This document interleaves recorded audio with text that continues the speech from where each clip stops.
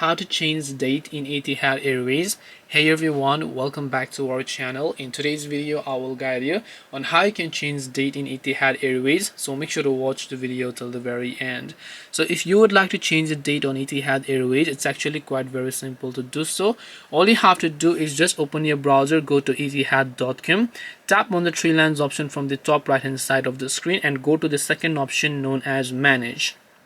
Now once you go to the manage option, here you'll find another option right over here that says view or change booking. So tap the view or change booking option, and now first you have to make sure to confirm your current booking by simply entering your booking reference or ticket number, which is going to be on your ticket, and then make sure to enter your last name.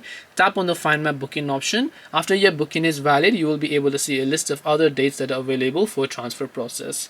This way you'll be able to change your date in Etihad Airways.